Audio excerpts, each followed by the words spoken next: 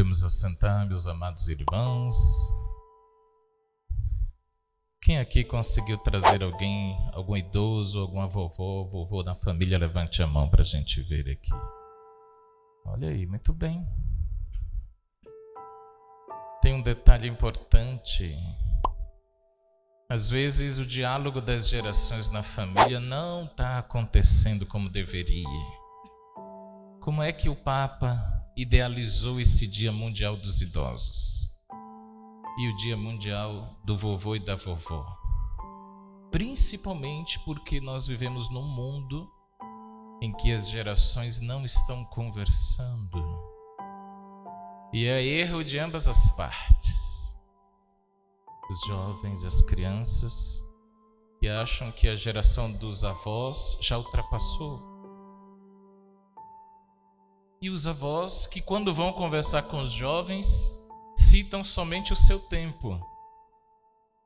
E aí não entram num diálogo profundo. Quem aqui tem adolescente na família, sabe, né? Quando você vai conversar com ele, ele acha a coisa mais chata você citar o tempo seu, né? Porém, o que o Papa, a Igreja, está propondo no dia de hoje é que haja uma cumplicidade entre as gerações dentro da família. A geração dos idosos é a geração que está sustentando religiosamente o nosso país e o mundo.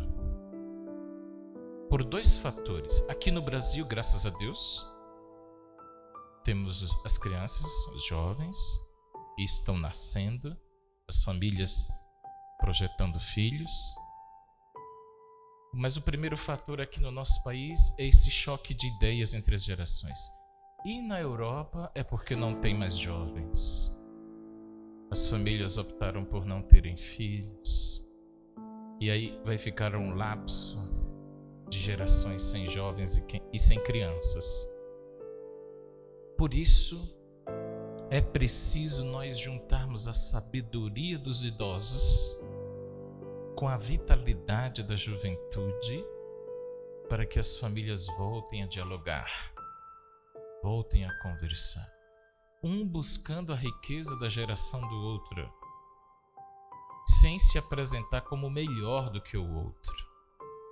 Na nossa geração atual, na geração dos jovens, tem coisas boas, tem muitos elementos positivos, tem muitos elementos de aceitação, muitos elementos de informação. Seus netos, seus filhos hoje, eles são muito mais bem informados do que no seu tempo. Isso não deixa de ser um grande valor, uma grande importância. Hoje os jovens, graças a Deus, sabem a importância de respeitar as diferenças e o diferente. Agora, precisam olhar para a geração dos avós e descobrirem neles os valores que não passaram com o tempo, como, por exemplo, a fé, a oração e a igreja. São os avós que perguntam: o meu netinho está na catequese? A minha netinha já fez primeira comunhão? Já levou eles na missa hoje? São os avós que, pelo exemplo, não deixaram de vir à igreja, não deixaram de vir à missa. Eles não permitiram que isso caísse no esquecimento. Isso é um grande motivo para as gerações de hoje olharem para os nossos idosos e dizerem: isso eu tenho que aprender com eles. Não deixar as coisas boas e importantes caírem no esquecimento. E aqui, meus irmãos, é que entra o evangelho de hoje. Sabedoria do tempo, que só os idosos possuem. As crianças e os jovens só possuirão quando se tornarem idosos. É o tempo da colheita. A parábola que vocês ouviram é a parábola do joio e do trigo. O joio foi semeado no meio do trigo enquanto a família dormia. Ou seja, quando esqueceram de conversar, e de irem para a missa juntos. Coisas terríveis podem acontecer numa família assim. Distração, esquecimento de bons valores. O inimigo vai e semeia o joio, mas o joio é muito parecido com o trigo. O que vai diferenciar um do outro é só com o tempo. Como saber se a pessoa que eu estou, como saber se a pessoa em que eu acredito é boa ou não? O tempo. O tempo vai revelar. Como diria o meu avô, seu avô, depois que a gente comer 1 quilo de sal, juntos. Demora tempo, não demora? Não coma 1 quilo de sal de uma vez só não, que você morre, viu? O que é que ele quer dizer isso? O tempo da colheita vai demonstrar quem é joio e quem é trigo, quem é bom e quem é ruim. Jesus já tinha dito isso a respeito de uma árvore. Quando você planta uma árvore, não é só pelo fato dela ter crescido que você já pode defini-la como uma árvore boa.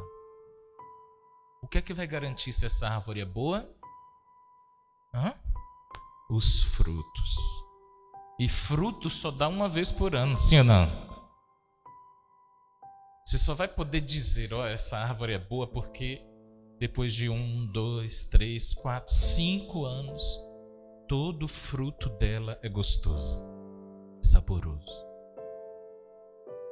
É a sabedoria do tempo, coisa que só os idosos têm. Os idosos vão dizer, olha, meu filho, minha filha, meu neto, minha neta, essa pessoa eu conheço há 30 anos. 30 anos. E sei suas virtudes e seus deméritos.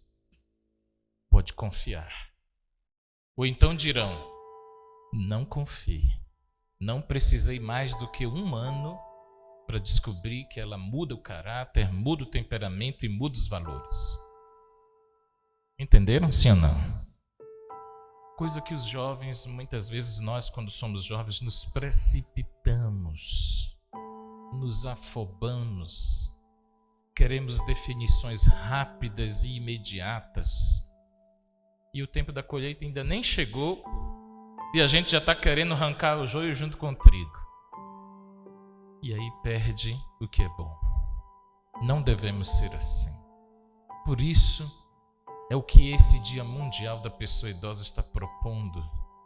É que os jovens, como fizeram aqui na nossa paróquia, vão visitar os abrigos de idosos, passar uma tarde com eles, um dia com eles, visitando, ouvindo as histórias, conversando e aprendendo.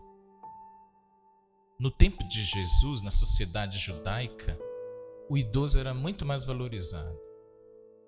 Mas valorizar não significa só dar a prioridade no ônibus, nos ambientes públicos, não. Priorizar significa ouvi-los e saber o que eles têm a dizer. Isso para a Bíblia é dar prioridade. E tem mais um detalhe importante. Nós, conversando com as gerações, tanto de idosos quanto de jovens e crianças, a gente começa a redescobrir que são as faixas etárias mais sinceras da sociedade. Um idoso, uma idosa, se gosta de alguém, gosta para valer. Se fica do lado de alguém, fica para valer. A mesma coisa as crianças. Se gostam de alguém, gostam para valer. Se ficam do lado de alguém, ficam para valer. É uma pena a sociedade que esqueceu idosos e crianças, ou a paróquia, ou a igreja. Se esquecer essas duas faixas etárias, a gente está se autocondenando, e isso não é saudável. Isso não é bom para a gente. Avó, avô, eles têm sabedorias que os jovens ainda não conquistaram. Tem sabedoria que as crianças ainda não conquistaram. E eles precisam falar. Eles precisam ter voz. e precisam ser ouvidos dentro de nossas casas.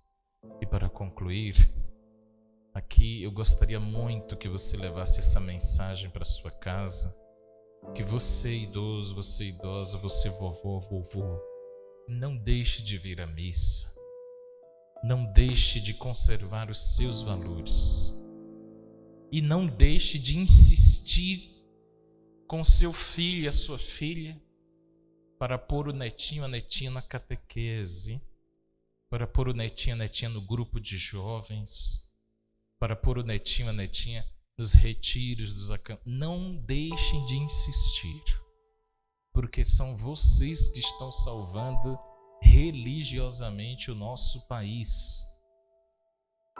Porque a geração dos filhos de vocês, eles têm que trabalhar muito, fazer cursos. Eles quase não têm tempo para a família. O tempo de hoje está esgotando-os. E quem poderá dizer que eles estão errados? Então, os idosos estão salvando religiosamente o nosso país. E nós devemos dar graças a Deus por eles. Graças a Deus por eles, que têm conservado a fé no seio da família brasileira. São eles que, por não deixarem levar-se pelos modismos, têm conseguido insistentemente dizer assim: olha, eu nunca deixei de fazer o que eu sempre fiz. É muito comum a gente ouvir dos jovens: padre, a minha avó, todo dia ela reza o terço. Meu avô, todo dia, quando ele vai fazer caminhada, reza. Essa história de fazer todo dia é coisa de gente virtuosa, é coisa de gente de valor e tem que ser imitado. É uma pena que a geração de hoje ainda não pegou esse ritmo, mas pode ainda pegar. Dá tempo, basta a gente ter mais momentos como esses. Louvado seja nosso Senhor Jesus Cristo.